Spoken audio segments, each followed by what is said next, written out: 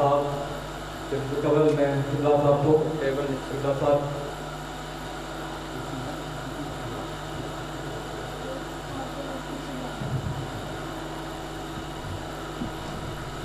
مولانا سید تقی حسین جلی صاحب کو رابطے خطاب سے قبل جناب فاطمہ الزہرا صلی اللہ علیہ کی ان کے آنے والے مسائل پر کچھ الفاظ آپ کی خدمت میں پیش کر رہا ہوں جو یہ حدیث نے اس انداز میں بیان کیے ہیں. یہ تیرے لائے گھر میں جناب بطول کو غش آیا فرتے سے کتے رسول ملتے رسول کو. اس پر بھی دشمنی تھی یہ قوم جہول کو. رہنے دیا نہ چین سے اس دل ملول کو. پس ادب رسول کے گھر کا اٹھا دیا. دروازہ آ کے ہاتھ سے اس کو جلا دیا. دل سے لگی وہ کہتی تھی آنسو بہا بہا گا. در سے لگی وہ کہتی تھی آنسو بہا بہا. کیوں گھر میرا جلاتے ہو میں نے کیا کیا. ایک شخص نے ستم یہ کیا واپسی بتا. دروازہ لات مار کے اس پہ گرا دیا. پہلو پہ آئی ضرب جو بنتے رسول کے. پہلو پہ آئی جو ضرب بنتے رسول کے. محسن ہوا شہید شکم بطول کے. صلوات. میں قبلہ صاحب کی خدمت میں ضابطۂ خطاب کے التفاظ پیش کرتا ہوں. مولانا سید تقی حسین جلی صاحب ممبر پر تشریف آئیں. نعرہ تکبیر، نعرہ رسالت، نعرہ حیدری، حسینیت، حسینیت، یزیدیت، یزیدیت، دشمنان اہل بیت پر لعنت.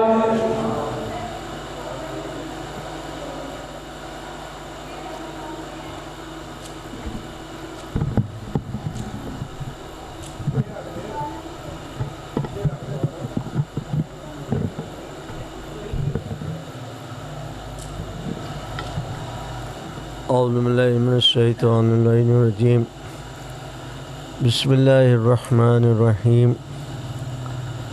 الحمدللہ رب العالمین والصلاة والسلام علی اشرف الانبیاء والمرسلین سیدنا و نبینا و مولانا ابی القاسم محمد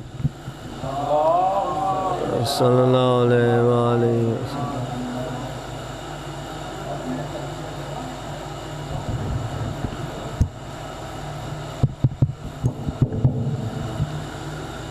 رب اشرح لی صدری ویسر لی امری واحلل عقدۃ من لسانی یفقهوا قولی. صلوات علی محمد و آل محمد.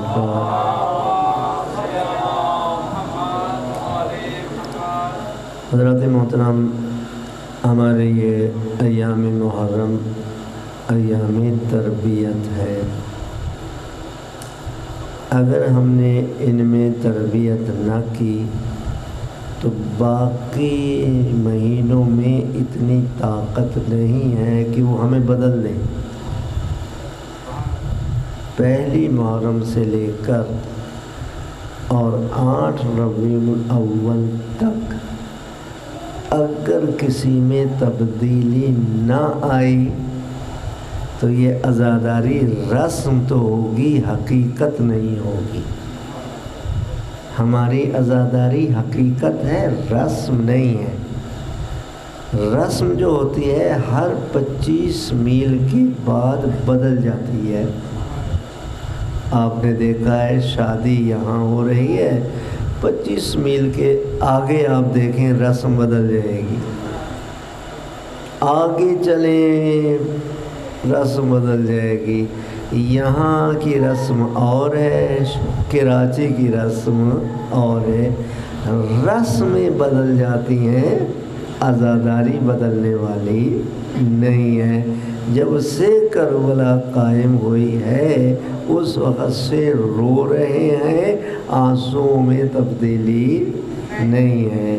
جب سے عزاداری قائم ہوئی ہے ماتم کر رہے ہیں، ماتم میں کوئی تبدیلی نہیں ہے۔ تو جس صف عزا میں آپ بیٹھے، اب یہ خیال نہ کریں کہ یہ قالینیں ہیں، نہیں، یہ کشتی نوح ہے۔ آپ جہاں بیٹھے ہیں نا، کشتی نوح ہے، بلایا جا رہا ہے آ جاؤ نجات کی صف میں، آ جاؤ اپنے آپ کو خدا کا فرما بردار بنا لو۔ ماشاءاللہ ہمارے ذہنوں میں ایک بات ہے، دنیا میں ہم چلو چلو چلو چلو اسلام آباد چلو، ہے یا نہیں؟ چلو چلو چلو لاہور چلو کہتے ہیں یا نہیں؟ یہی لفظ رہے، لیکن کہیں چلو چلو صف عزا میں چلو، چلو چلو ماتم میں چلو، چلو چلو اپنے آپ کو بدلنے کے لیے چلو۔ تو اب اس کا مطلب کیا ہوا کہ یہ صف عزا ایک کشتی نوح ہے۔ صلوات میں دیجئے محمد و آل محمد پر۔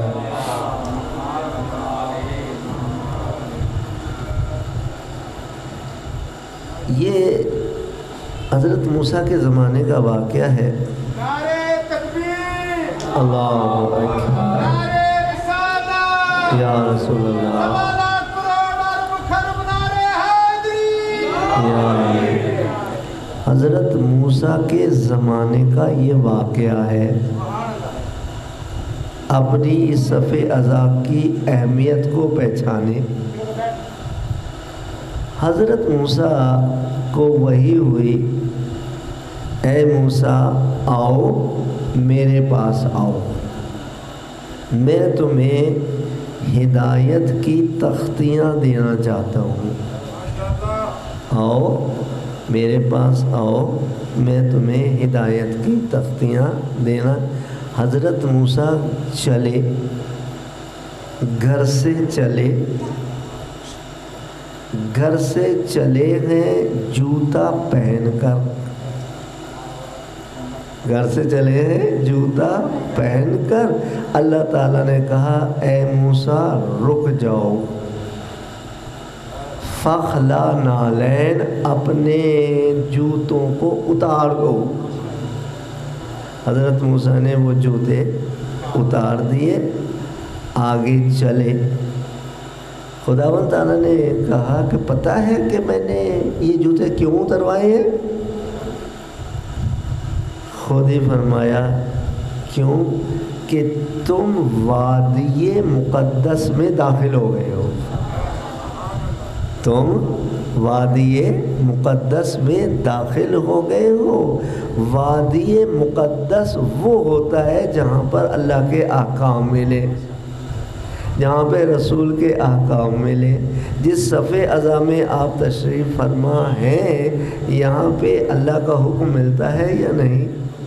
یہاں پہ رسول کا حکم ملتا ہے یا نہیں؟ یہاں پہ اماموں کا حکم ملتا ہے یا نہیں؟ آپ میں سے کون ہے جو اس صف عزا میں جوتے پہن کر بیٹھا ہوا ہے؟ سب ہی جوتے اتار کر آئے ہیں۔ کیوں؟ فخلا نالین، جہاں میرا ذکر ہو رہا ہے وہاں تم نے عزت کے ساتھ بیٹھنا ہے۔ تو اس کا مطلب کیا ہوا کہ اس صف عزا کو ہم تربیت والا سمجھے، رسم والا نہ سمجھے۔ ہم 2.25 مہینے آنسو بہائیں گے، 8 ربیع الاول تک آنسو بہائیں گے۔ کس چیز پر آنسو بہائیں گے؟ کربلا پہ آنسو بہائیں گے، ایسا ہی ہے نا؟ کربلا میں 2 کام اہم ہوئے تربیت کے حوالے سے، اور بھی بہت سے کام ہوئے، لیکن تربیت کے حوالے سے 2 کام ہوئے۔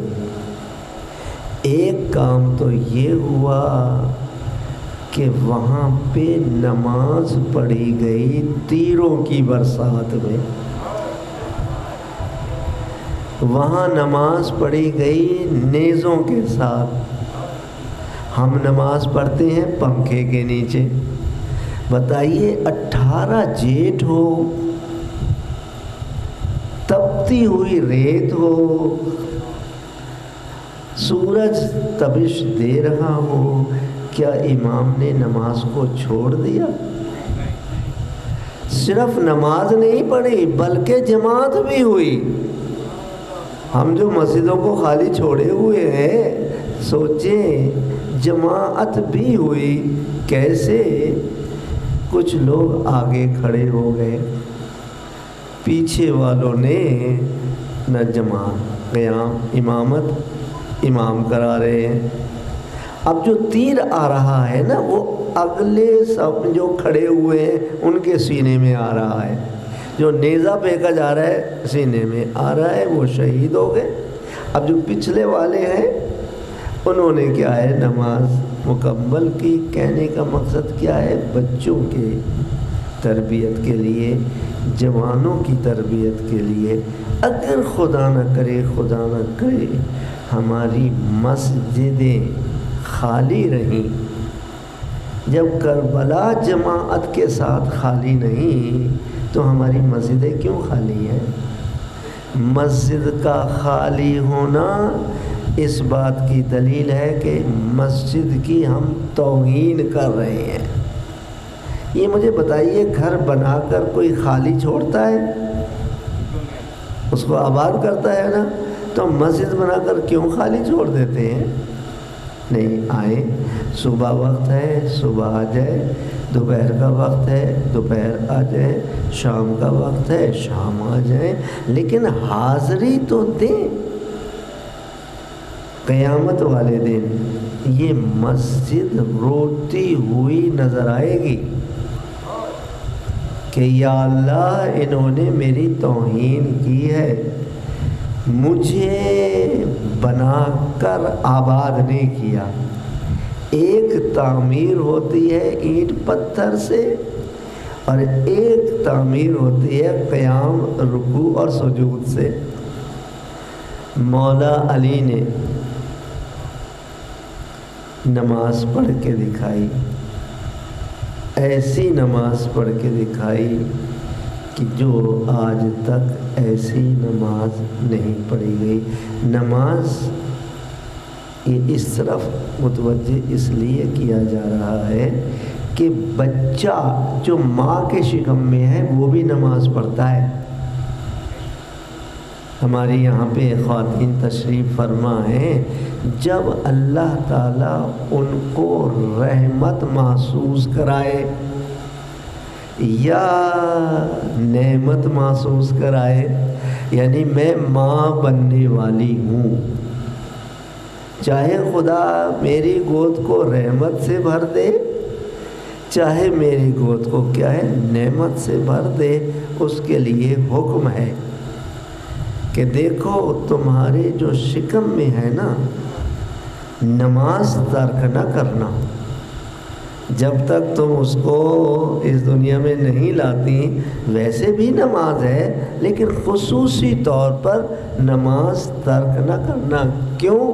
کہ تم کھڑی ہوتی ہو، تمہارے شکم میں جو ہے وہ بھی کھڑا ہوتا ہے، تم جھکتی ہو تمہارے شکم میں جو ہے وہ بھی جھکتا ہے، تم سجدے میں جاتی ہو جو تمہارے شکم میں ہے وہ بھی سجدے میں جاتا ہے۔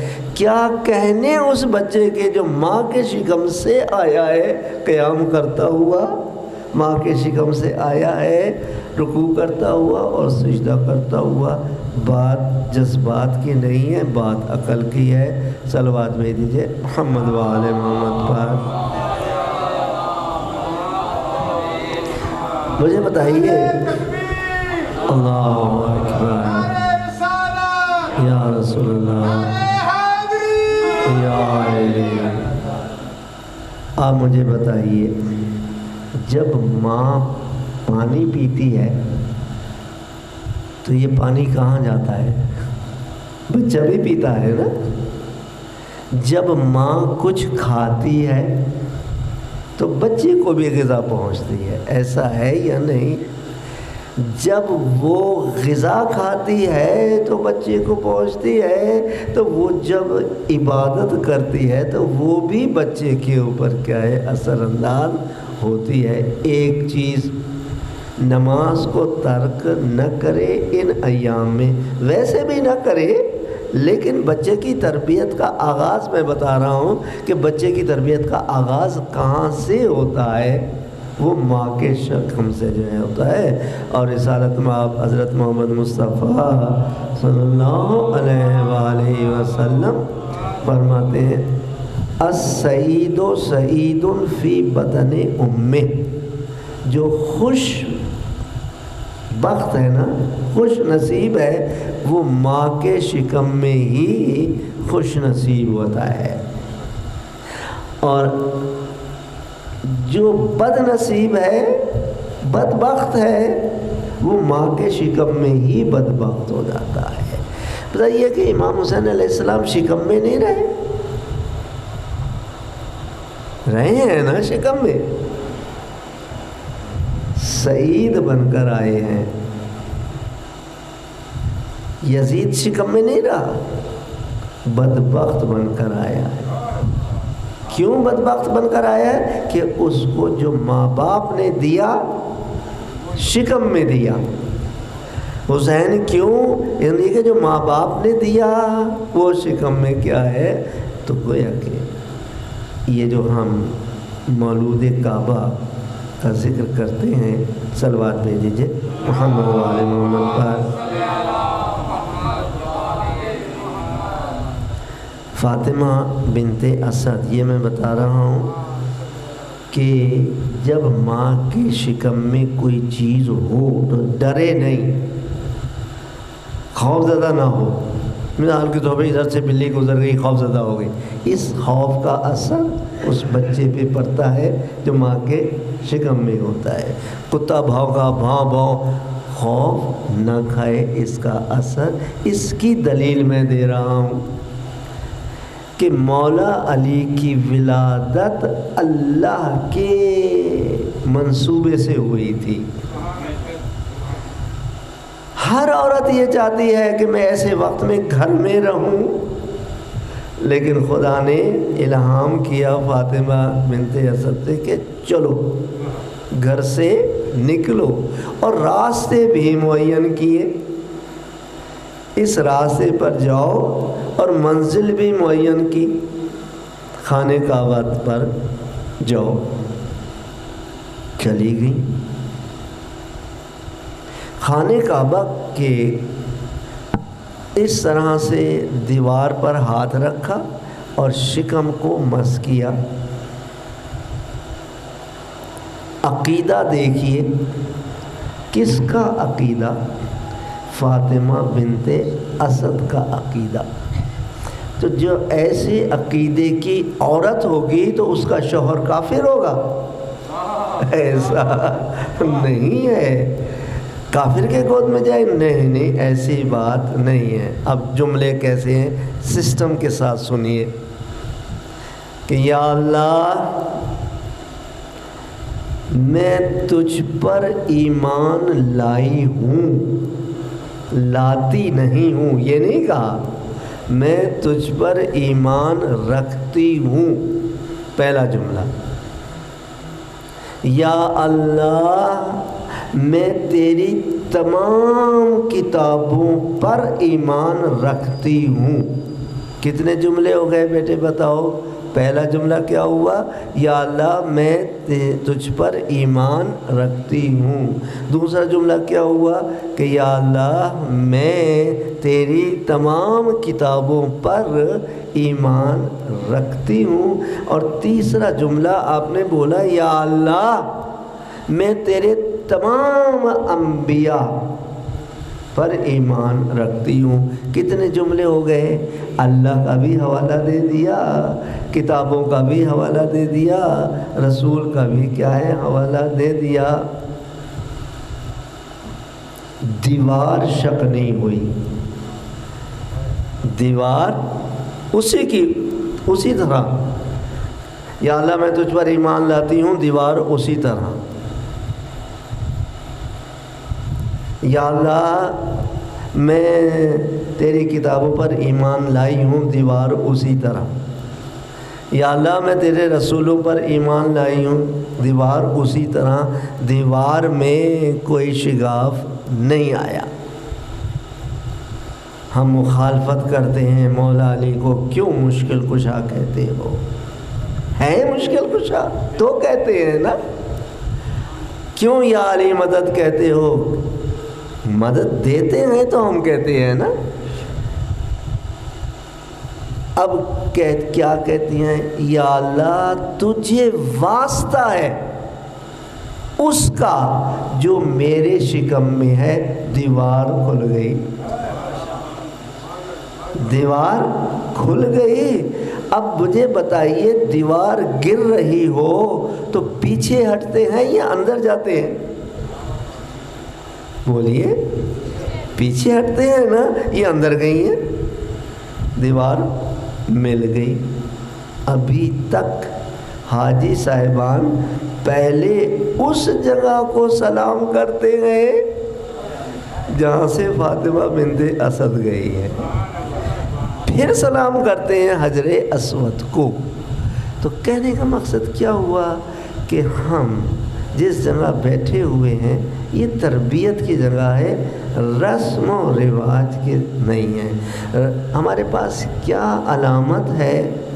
ہمارے پاس علامت یہ ہے کہ اگر 2.25 مہینے ہم نے تبدیلی اپنے اندر نہیں کی جو خدا چاہتا ہے. قرآن میں کہہ دیا کہ تم اپنے آپ کو بدلو، میں بدلنے کی تمہیں طاقت دوں گا. تم اپنے آپ کو بدلو، میں تمہیں بدلنے کی توفیق دوں گا. بدلو تو. اور اگر ہم بدلے ہی نہ. ہماری خواتین یہاں پہ تشریف فرمائیں، اللہ تعالیٰ ان کو سلامت رکھے. 2.25 مہینے حضرت زینب کے پردے کا ذکر سنتی ہیں نا. اب اگر یہ بے پردہ ہو جائیں تو زینب ان پہ روئے تھی.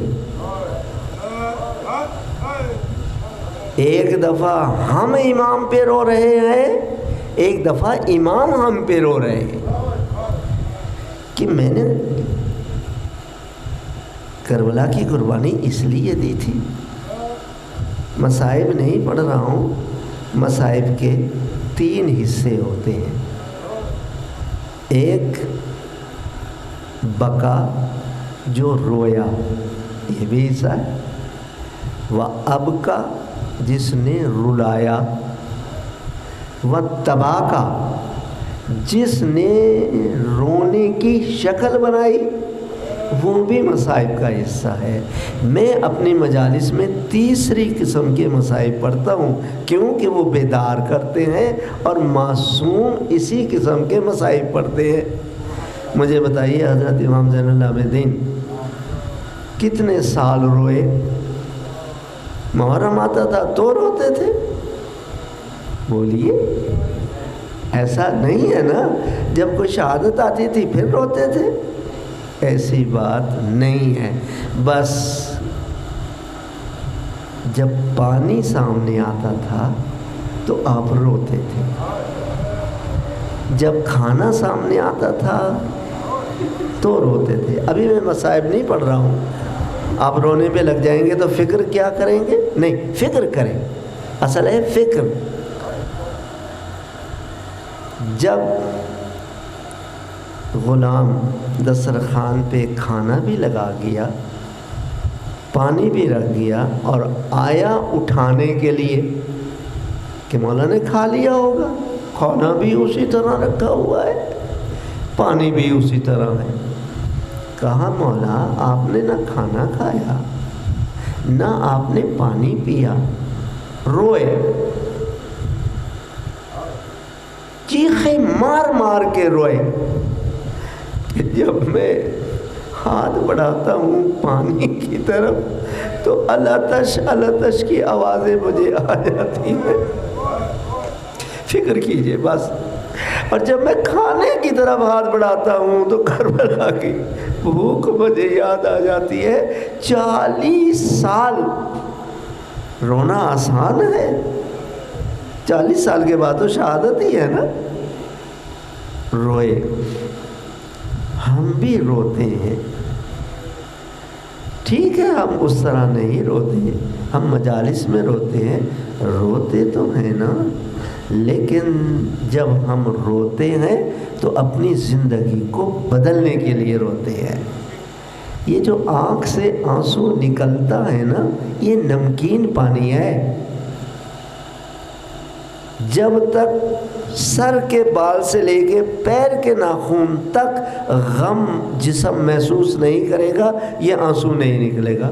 ماں نے بچے کے منہ پہ تھپڑ مار دیا، رونے لگا. ایسا ہی ہے نا. کیوں؟ اس لیے کہ اس کو تکلیف محسوس ہوئی. جب یہ تکلیف محسوس ہوتی ہے تو جب ہم توجہ کے ساتھ جب ہم اپنے جوان بیٹے پہ روتے ہیں تو یہ ہے آنسو. جب ہم اپنے بچے پہ روتے ہیں تو یہ ہے آنسو. اس آنسو کو جنت کا درجہ بنانے کے لیے وہ مائیں جن کو اللہ تعالیٰ نے جھولے ہی سے ملک الموت نے اٹھا لیا، پتہ ہے وہ کیا کہتی ہیں؟ مولانا صاحب علی اصغر کے مصائب پڑھنا. بچہ تمہارا فوت ہوا ہے. علی اصغر کے مصائب کیوں؟ اس لیے کہ صبر آ جائے کہ میرا بچہ تو دودھ پیتا ہوا گیا ہے، لیکن علی اصغر کی تو ماں کا دودھ بھی خشک ہو گیا تھا. صبر آ جاتا ہے. جس کا جوان بیٹا جاتا ہے وہ کہتے ہیں جی علی اکبر کے مصائب پڑھنا. کیوں علی اکبر کے مصائب پڑھنا؟ بیٹا تم نے پال کر جوان کیا ہے. کہا نہیں، میرے بیٹے کا جنازہ اٹھانے والے تو تھے نا، میرے بیٹے کا سینہ تو سلامت تھا نا، برچھی نہیں لگی تھی، لیکن علی اکبر کے جو ہے وہ برچھی لگی تھی. تو یہ ہیں فکری مصائب. جب یہ فکری مصائب پڑھتے ہیں تو ہمارے اندر تبدیلی کا آنا کیا ہے؟ ضروری ہے. صلوات بھیج دیجئے محمد و آل محمد پر. تو جب ہم اللہم صلی علی محمد و آل محمد بارے دیگر صلوات بھیج دیجئے محمد و آل محمد. ماشاءاللہ سوالوں کا سلسلہ خواتین میں بھی ہونا چاہیے اور سوالوں کا سلسلہ مردوں میں بھی ہونا چاہیے. کیوں کہ ہم تو اس مکتب سے تعلق رکھتے ہیں جس مکتب کا سربراہ ممبر سے اس وقت تک اترتا ہی نہیں تھا جب تک کہ یہ نہ کہہ دے سلونی سلونی، پوچھو مجھ سے. یہ نہیں کہا کہ اس سے پہلے کہ میں فوت ہو جاؤں، یہ نہیں کہا اس سے پہلے کہ میں گم ہو جاؤں. بہت فرق ہے. ایک ماں کا بچہ شہید ہو گیا، وہ سویم بھی کر لے گی، چیلم بھی کر لے گی، برسی بھی کر لے گی، صبر آ جائے گا کہ نہیں آ جائے گا. لیکن ایک ماں کا بچہ گم ہو گیا تو جیسے ہی کوئی بیل دے گا فوراً اس کے ذہن میں آئے گا کہ یہ بچہ میرا آ گیا ہے. تو مولا نے کیا فرمایا؟ اس سے پہلے کہ میں تم سے کیا ہے گم ہو جاؤں، پوچھ لو. کائنات جب تک قائم ہے اس وقت تک کے مسائل مجھ سے تم پوچھ لو، میں تمہیں بتاؤں گا. ایک شخص کھڑا ہو گیا. جب کھڑا ہو گیا کہا مولا یہ بتائیے اتنا بڑا آپ نے دعویٰ کیا ہے، جبرائیل کہاں ہے؟ اب میری طرف آپ دیکھ لیجیے، دائیں طرف آنکھ کی، بائیں طرف آنکھ کی، اوپر آنکھ کی، نیچے آنکھ کی. کہا انت جبرائیل، تو جبرائیل ہے.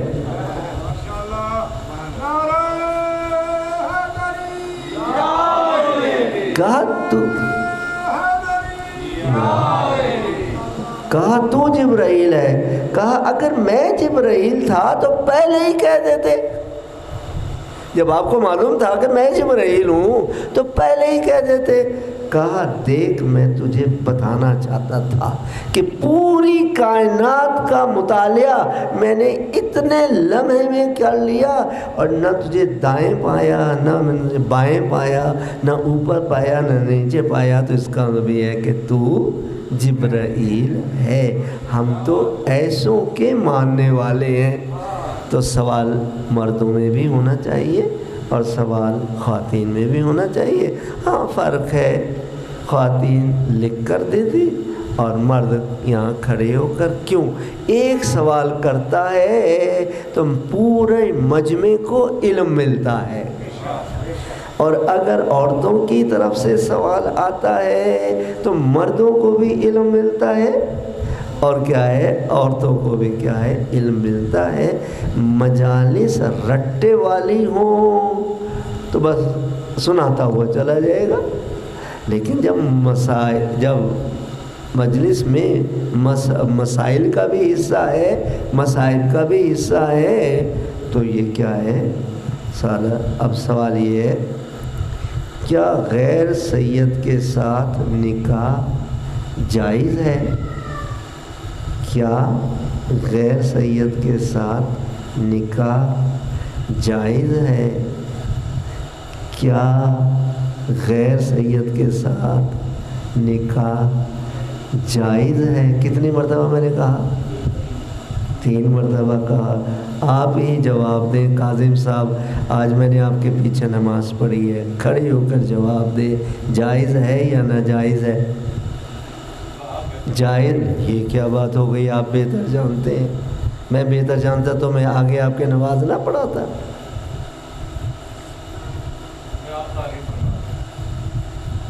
تشریف رکھیں. بہت اچھا جواب. اس سوال کے اندر 2 چیزیں ہیں, ایک ہے عقیدہ, ایک ہے فقہ.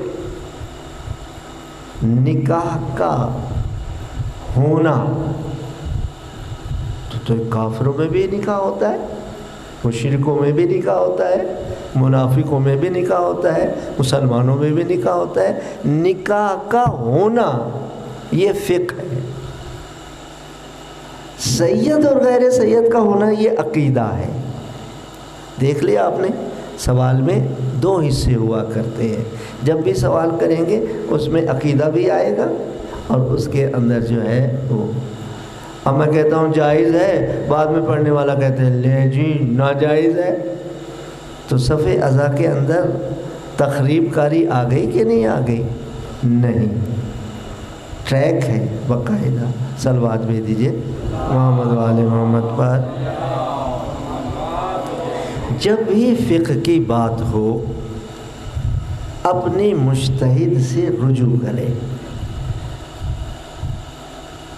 ہم مقلد اگر نہیں ہوں گے, تقلید نہیں کریں گے اور تقلید کے بغیر نماز پڑھیں گے, نماز باطل. تقلید کے بغیر روزہ رکھیں گے, روزہ باطل. تقلید کے بغیر حج کریں گے, حج باطل. یعنی جو بھی ہم کام کریں گے تقلید کے, بس یہ بالکل ایسا ہی ہے. ایک شخص بیمار ہو گیا, وہ دوائیوں کی دکان پر گیا کہ جی سر میں درد ہے, اس نے گولی نکال کر دے دی. اس کا تجربہ ہے نا. دوائیوں کی دکان پہ نہیں گیا بلکہ وہ کمپاؤنڈر کے پاس چلا گیا, جی میرے سر میں درد ہے, دوائی دے دی کہ نہیں دے دی. MBBS والے کے پاس چلا گیا, جی میرے سر میں درد ہے. اگر دوائی خانے سے دوائی لے کر کھائی اور مر گیا, یہ خودکشی ہے.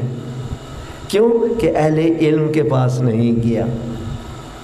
اگر کمپاؤنڈر سے دوائی لی اور کھا کے مر گیا, یہ خودکشی ہے. کیوں کہ اس نے اہل علم سے دوائی نہیں لی. MBBS اہل علم ہے. قرآن کہتا ہے فَاسْأَلُوا أَهْلَ الذِّكْرِ إِن كُنتُمْ لَا تَعْلَمُونَ، اگر تمہیں کسی چیز کا علم نہیں ہے تو اہل علم سے پوچھو۔ ڈاکٹر ہے اہل علم ہے، انجینئر ہے اہل علم ہے، مجتہد ہے اہل علم ہے۔ لہذا سید کی شادی غیر سید کے ساتھ ہو سکتی ہے یا نہیں، آپ اپنے مقلد کے، آپ اپنے مجتہد کی طرف رجوع کریں۔ اگر وہ کہے ہو سکتی ہے کر لو، دنیا کی کیا مجال کہ وہ مجتہد کے فتوے کو چیلنج کرے۔ نہیں ہو سکتی، حرام ہے۔ نہیں، ایسی بات نہیں ہے، دونوں کا جواب آ گیا۔ سید اور غیر سید یہ مسئلہ ہوتا ہے نہ اپنے مقلد اس میں۔ ہاں، اگر مجتہد تک ہماری اپروچ نہیں ہے، کوئی مسئلہ نہیں ہے، تو ہر مجتہد کا ایک وکیل ہوتا ہے ہر بڑے شہر میں۔ ہمارے یہاں بھی وکیل ہے، کراچی میں بھی وکیل ہے، ملتان میں بھی وکیل ہے، ہر مجتہد وکیل رکھتا ہے۔ آپ اس تک اپروچ کر سکتے ہیں تو اس تک اپروچ کر لیے، وہ آپ کو جواب دے، جو آپ وہ جواب دے گا وہی اس کے مجتہد کا کیا ہوگا، جواب ہوگا۔ صلوات بھیج دیجیے محمد وآل محمد پر۔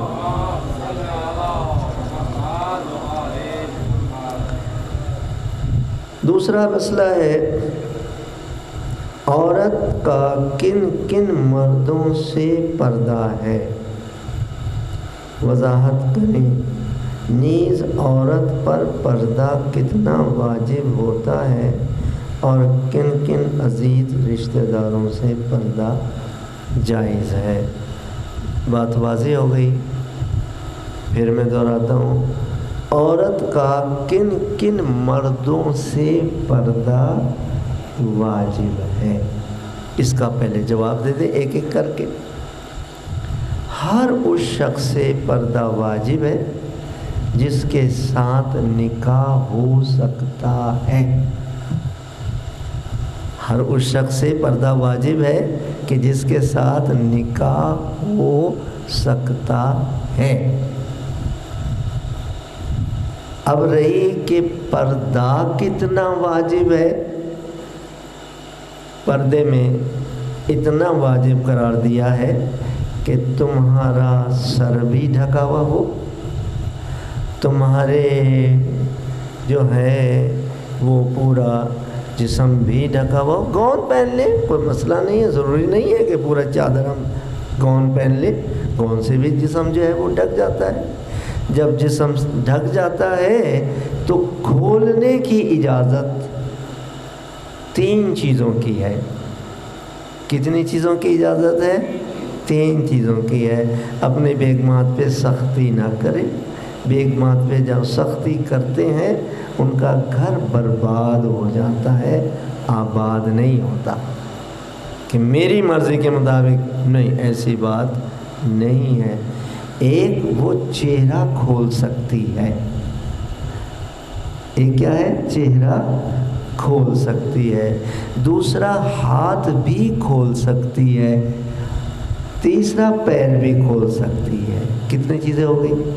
3 چیزیں ہو گئی۔ پہلے کیا چیز کھول سکتی ہے؟ چہرہ بھی کھول سکتی ہے۔ اور دوسری چیز کیا ہے؟ ہاتھ بھی کھول سکتی ہے۔ اور تیسری چیز کیا ہے؟ پیر۔ لیکن دیکھنا یہ ہے کہ چہرہ کتنا کھولے، ہاتھ کتنا کھولے اور پیر کتنا کھولے۔ اجازت تو مل گئی نا۔ اب کیوں؟ اس لیے کہ ہماری بیٹی نے ڈاکٹر بھی بننا ہے، گاڑی بھی چلانی ہے، اس کو نقاب پہنا دو، خود بھی مرے گی، ایکسیڈنٹ ہو گیا اور دوسرے کو بھی نہیں۔ ایسی بات نہیں ہے۔ اسلام نے سوچا ہے کہ عورت نے وقت کی ضرورت کو پورا کرنا ہے۔ اگر اس پہ ہم نقاب ڈلوا دیں تو بہت سی چیزیں جو ہیں نا وہ، تو بہرحال صلوات بھیج دیجیے محمد وآل محمد پر۔ ہاتھ کتنا کھلنا چاہیے؟ یہ جو 2 ہے نا ہڈیاں، یہ اتنا کھولے، یہ نہ ہو کہ شانے تک ہاتھ کھل جائے، نہیں، یہ نہیں، یہ حرام ہے۔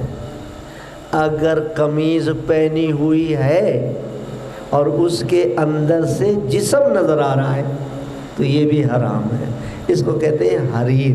حریر کا مطلب ہے پتلا لباس.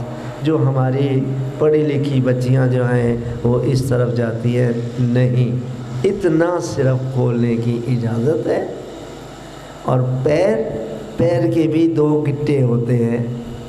گٹے ہوتے ہیں نا, جب گٹے ہوتے ہیں وہاں تک جو ہے وہ اجازت ہے.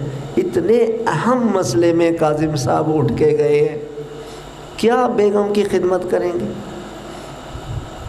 لا حول ولا قوت الا باللہ. بنتے مولوی ہیں. یہ کیا بات ہے؟ اتنا اہم مسئلہ اور اٹھ کر چلے گئے آپ. سوالات کے لیے گیا تھا, تم کہہ دیتے میں سوالات لینے جا رہا ہوں, لائے. پھر کس نے بلایا تھا آپ کو؟ دیے ہیں سوالات. پھر کیا مقصد؟ اگر اس عورت نے آپ کو بلایا ہے, سوال دینے کے لیے بلایا ہے, دیے ہیں تو یہ جو ہے کیوں گئے آپ اور مانگنے کے لیے؟ لا حول ولا قوت الا باللہ. اتنی اہم باتیں بیگم کے متعلق ہوئی ہیں. آپ کی بیگم پردہ کرتی ہے؟ صبح بکن عمیٌ فہم لا یرجعون. اب میں آپ کے لیے محنت کر رہا ہوں. کبھی بیگم کو نہ کہنا نقاب ڈالیں, کبھی بیگم کو نہ کہنا ہاتھ ڈھکیں, کبھی بیگم کو نہ کہنا پیر ڈھکیں. یہ تینوں مستثنا ہیں. اب چہرہ کتنا کھولے؟ جتنا وضو میں چہرہ واجب ہوتا ہے. یہ پیشانی کے بال ہے نا, اور یہ تھوڑی ہے, یہ ہے اس کی لمبائی, اور اس کی چوڑائی یہ انگوٹھا ہے نا, اور یہ آخری انگلی ہے. یہ جتنا چوڑا کر کے کھول سکتی ہے یہ اس کا ہوتا ہے چہرہ. اتنا کھول سکتی ہے. نہ یہ کہ کانوں کے پیچھے پردہ کر لے, ایسا نہیں ہے. لہذا ہم اپنی خواتین کو اپنے مزاج کے ساتھ نہ چلائیں, شریعت کے مزاج کے ساتھ چلائیں. بس حضرت فاطمہ زہرا سلام اللہ علیہا صلوات بھیجیے محمد و آل محمد پر. ایک شخص نے دروازہ کھٹکھٹایا. ایک ہوتا ہے پردہ, ایک ہوتا ہے کمال پردہ. ہماری بچیاں کمال پردہ بھی کر سکتی ہیں. کرونا کے دور میں ماشاءاللہ یہ لگا لیتی ہیں نا, تو اس سے بھی ایک پردہ ہو جاتا ہے نا, کوئی بات نہیں. کمال پردہ,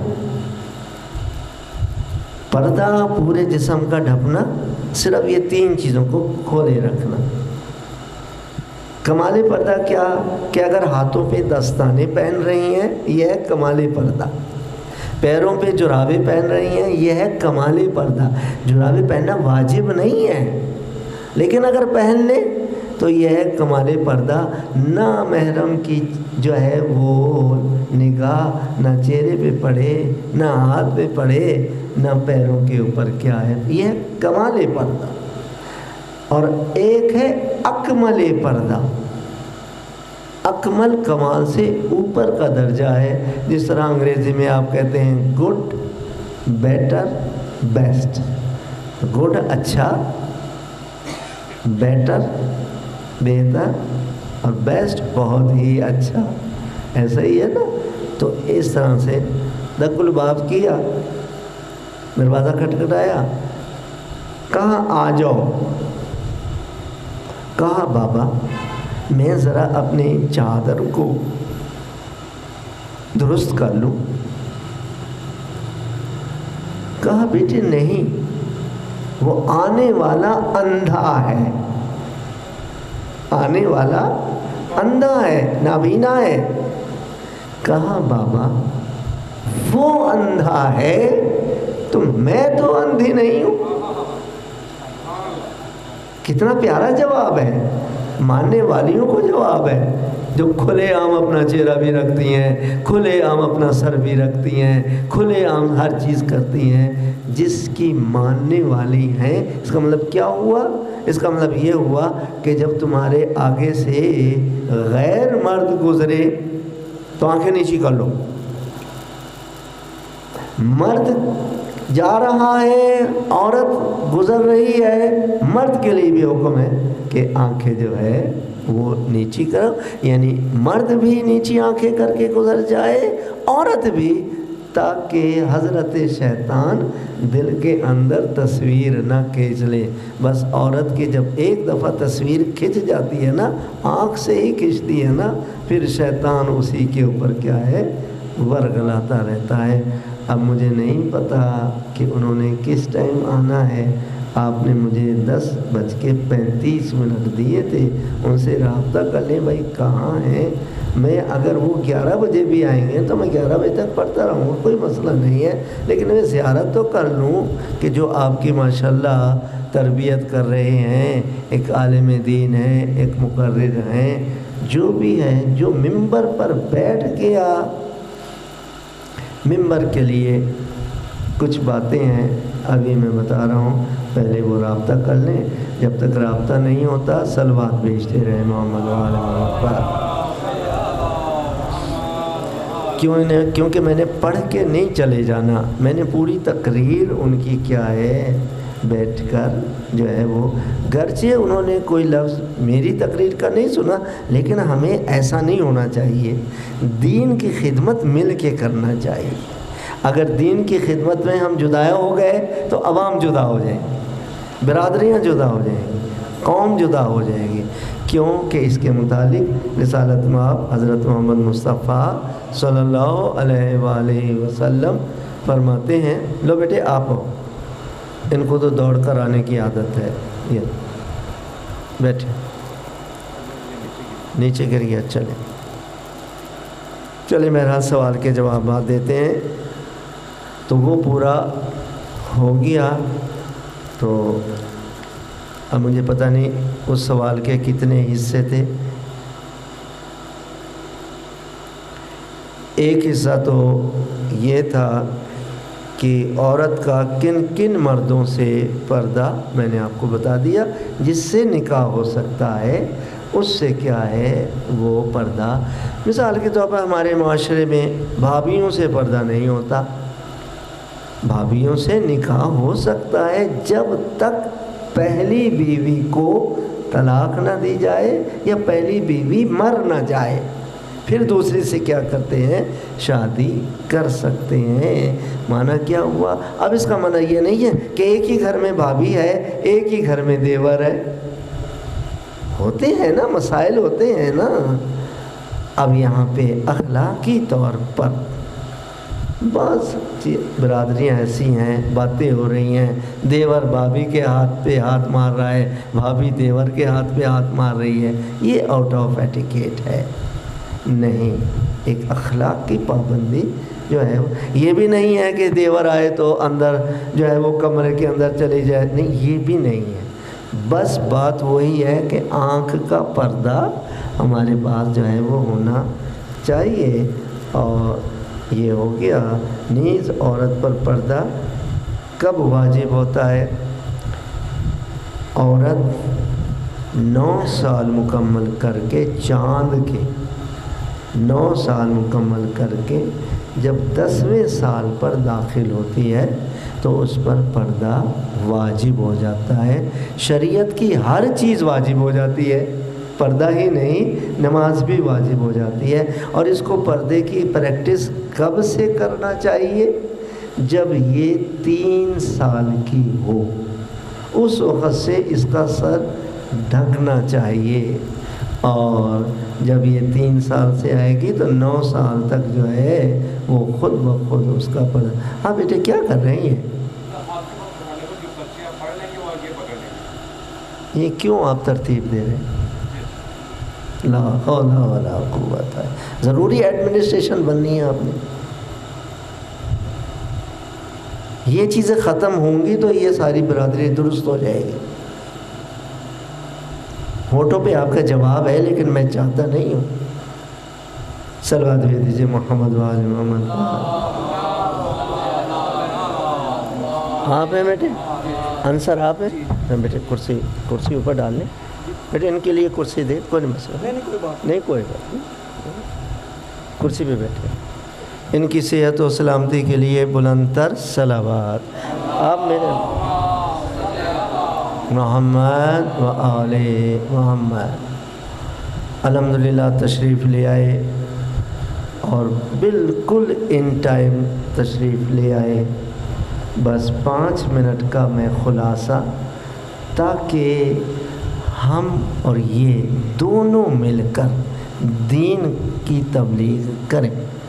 نہ یہ ہے کہ یہ اپنے عقائد لے کر چلے، میں اپنے عقائد لے کر چلوں.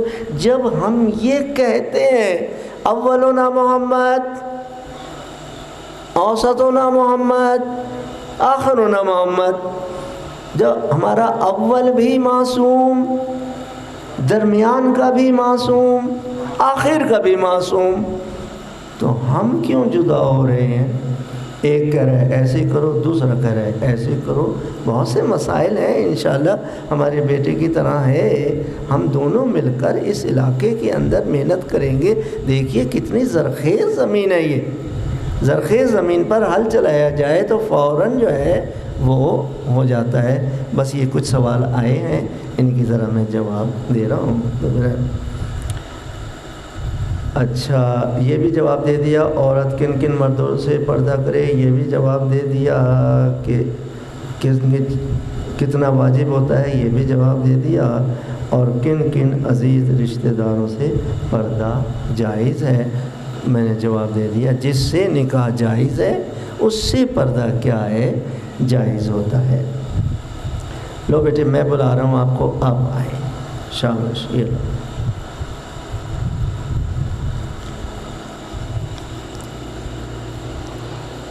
کیا عورت کا روزی کمانے کے لیے گھر سے باہر نکلنا جائز ہے؟ اس کا جواب میں نہیں دے سکتا، اس کا جواب رسول دے کر گئے. جس کا جواب رسول دے کر گئے ہوں، رسول کی نگاہ میں قیامت تک کے مسائل ہوتے ہیں، حل کر کے گئے ہیں کہ عورت کی کمائی میں برکت نہیں ہے.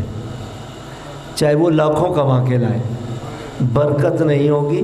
گھر کے اندر بے برکت ہوگی. عورت کو پیدا کیا ہے اندر کی حکومت کے لیے. بچوں کی تربیت کیا کرے گی؟ وہ تو چلی گئی بینک کے اندر، وہ تو چلی گئی دفتر کے اندر، بچے کیا کریں گے؟ نہیں.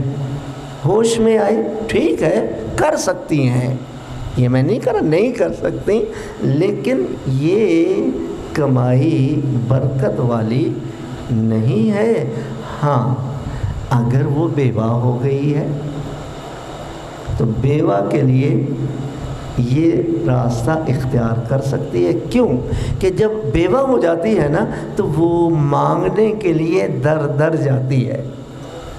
شوہر کی کمائی 10,000 روپے مہینہ تھی، اس میں گزارا کر رہی تھی، اور جب شوہر اس دنیا سے گزر گیا 10 لاکھ بھی آ رہے ہیں تو اس کا گزارا نہیں ہو رہا. میں بھی دے رہا ہوں، آپ بھی دے رہے ہیں، فلاں بھی دے رہے ہیں، فلاں بھی دے رہے ہیں. نہیں، اگر اس کے پاس فن ہے، گھر میں مشین چلائے، بچوں کا کیا ہے گزارا کرے. اگر اس کے پاس علم ہے، ڈاکٹر ہے، اسپتال میں جائے تو اس میں کوئی حرج کی بات نہیں ہے. تو اس کا مطلب کیا ہے، جائز بھی ہے. کب کہ جب اس کو ذریعہ معاش نہ ہو. اور ناجائز کب ہے کہ جب یہ بے برکتہ پن جو ہے بس آخری ہے. معذرت کے ساتھ رکھتے ہیں.